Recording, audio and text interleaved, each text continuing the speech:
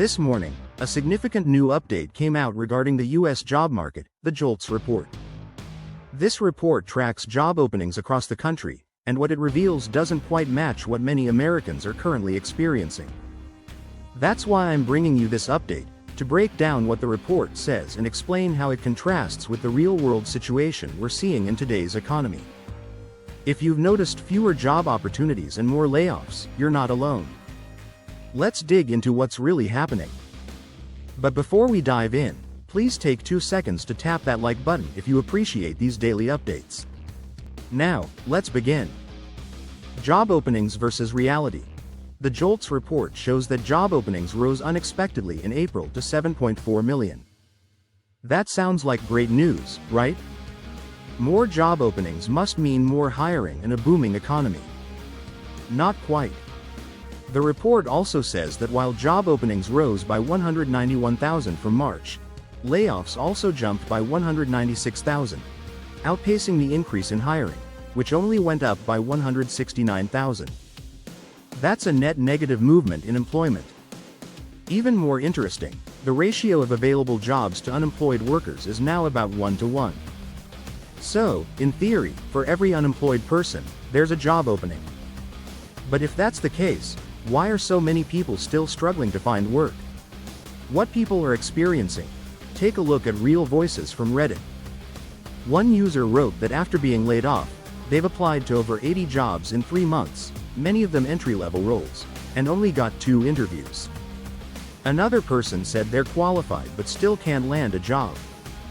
These aren't isolated stories. They're increasingly common. Despite the data showing job openings, companies aren't hiring at the same rate. Many businesses are posting openings but only interviewing highly overqualified candidates.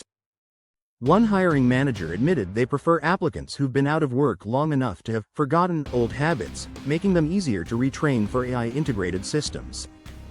The AI shift. This leads to a larger issue. We're witnessing the early stages of AI's impact on the workforce. Entry-level jobs are vanishing, and new graduates are struggling to get a foothold. Even industries that once seemed safe, like construction, roofing, and landscaping, are adopting automation and robotics. For instance, roofing companies are using automated machines to lay shingles. Landscaping businesses are using robot mowers. 3D printers are now building houses. Marketing and video creation? Largely AI-driven now. We're moving toward a world where fewer human workers are needed, and AI is managing much of the workload. Degrees are losing value. People who earned degrees in the past few years, especially during or after the pandemic, are finding out the hard way that their qualifications may no longer be enough. One recent accounting graduate shared that after nearly 2 years of searching, they still can't find an entry-level job. They feel stuck, and many more are likely feeling the same. Why? Because AI can now handle tasks once performed by entry-level accountants. From payroll to tax prep, AI tools like ChatGPT and others are becoming viable alternatives to hiring human workers. What you can do now, so, what can you do in this changing environment? The best advice: focus on hands-on, people-centered skills. Learn to build things, work with your hands, or develop skills that AI can't easily replicate. These kinds of jobs are becoming increasingly valuable as the job market shifts. Conclusion. To wrap it up, while the JOLTS report claims job openings are on the rise, it doesn't reflect what many Americans are actually going through: rejections, layoffs, and a shrinking pool of real opportunities. We're in the early stages of a transformation where AI is reshaping employment across nearly every industry.